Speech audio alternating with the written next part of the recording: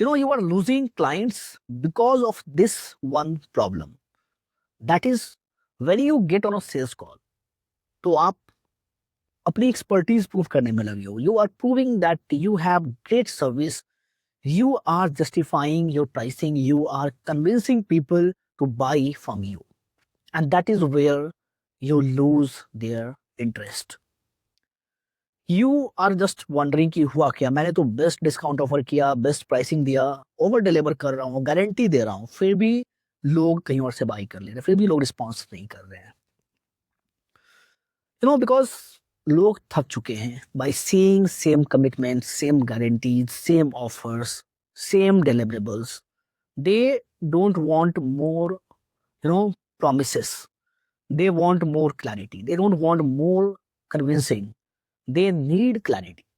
They need real solution of their problem.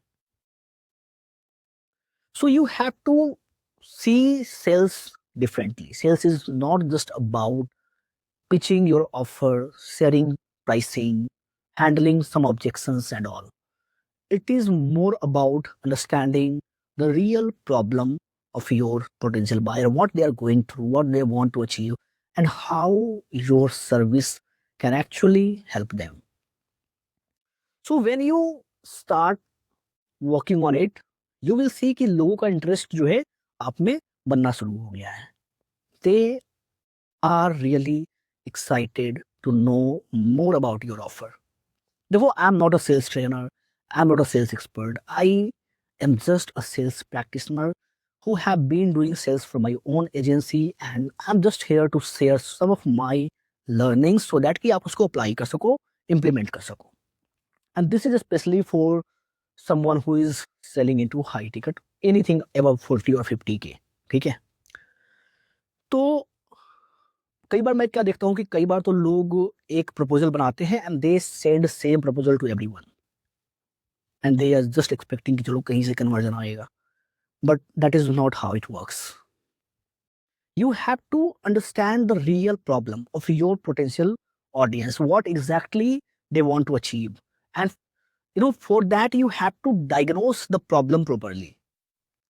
And that starts with asking the right questions. जैसे कि what is their current status, what they exactly want to achieve, what they have tried, what is working and what is not. So you can ask more, real questions depending on what you are selling and what is your niche. So based on that, so that you can actually understand the real pain of your potential audience. कई बार क्या होता है ना कि हम sales call पे बहुत ज्यादा डेस्परेट होते हैं पिच करने के लिए. वी आर टू एक्साइटेड कि चलो पिच करना है हमें, ठीक है, अपने ऑफर्स बताने हैं, सोल्यूशन देना है, प्राइसिंग बताना है, ऑब्जेक्शन हैंडल करना है. बट सॉल्यूशन बताने से पहले आपको प्रॉब्लम तो समझना पड़ेगा, right? And then only you can actually offer the right solution. So जब आप सेल्स कॉल पे जा रहे हो और आपका इंटेंशन है कि बेचना है, तो that is difficult for you. क्योंकि देखो, मैं अगर सेल्स कॉल पे जाता हूँ तो मेरा बिल्कुल ये इंटेंशन नहीं होता है कि मुझे पिच करके बेच ही डालना है, राइट? मेरा इंटेंशन बहुत ही सिंपल है कि मुझे क्लैरिटी देना है एंड देखना है कि if we can add real value और नॉट. और इसके लिए बहुत ज़रूरी है कि आपके पास एक प्रॉपर कस्टमर एक्विजिशन सिस्टम होना चाहिए. बिकॉज़ जब आपके पास कस्टमर एक्विजिशन सिस्टम नहीं है, if you are hungry, then you are ready to eat anything, right? So it is very important कि आपके पास वो सिस्टम होना चाहिए कि आपका ऑलरेडी जो है, आपके पास क्लाइंट्स आ रहे हैं, काम चल रहा है, and you are ready to close more quality clients, right? That is important. नहीं तो आप किसी भी अमाउंट में किसी भी क्लाइंट को क्लोज कर लोगे, because you just need that client. You need them more than that client need your expertise.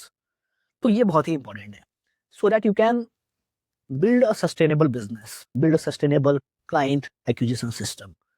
जब भी आप सेल्स कॉल पे जाओ, देखो मेरा सेल्स कॉल जो होता है टिपिकली वो 1 घंटे या उससे ज़्यादा का होता है. Because it is not like a sales call, it is more like a educational call, जहाँ पे मैं लोगों को मौका देता हूँ खुलने का, राइट? लगभग 70% टाइम जो है वो लोगों का होता है, so that they can speak up, they can share their problem, they can share their frustration, they can share their challenges, they can share what they have tried or not, right?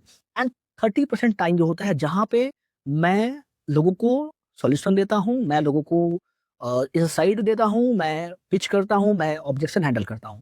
तो ये ratio लगभग होता है, ठीक है?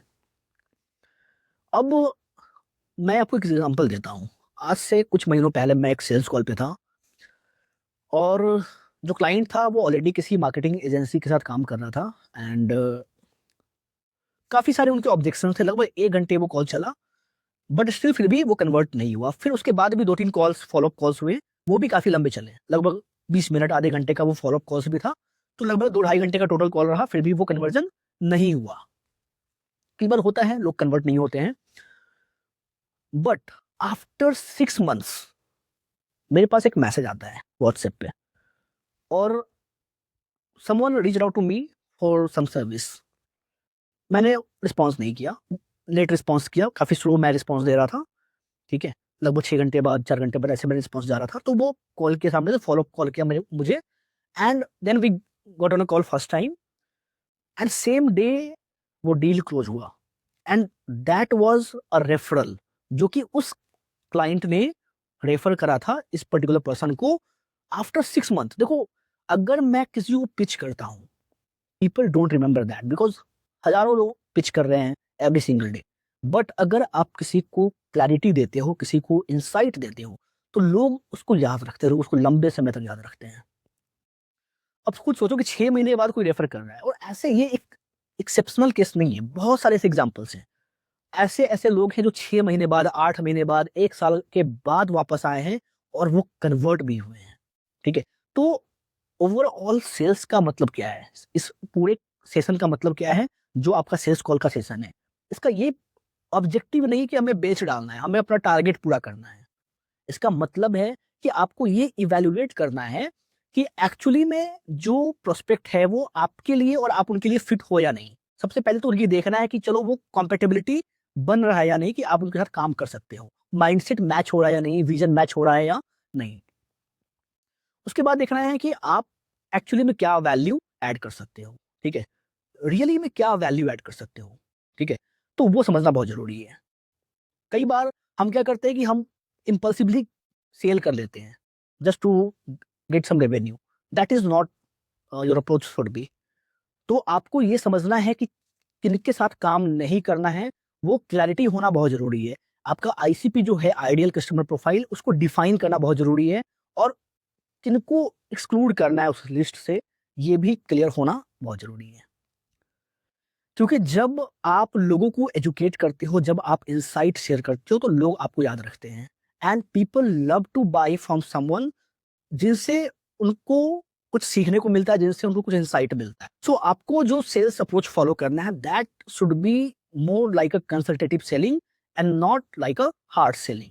So always give proper time to your potential audience so that they can speak up and then share the real solution that you can offer. So I hope कि ये video आपके लिए हेल्पफुल रहा होगा। If you want more personalized guidance, more framework that you can apply to close high ticket clients in your business, then you can connect with me and we will sit together and see how we can help you. So thanks for watching this video. I will see you next time.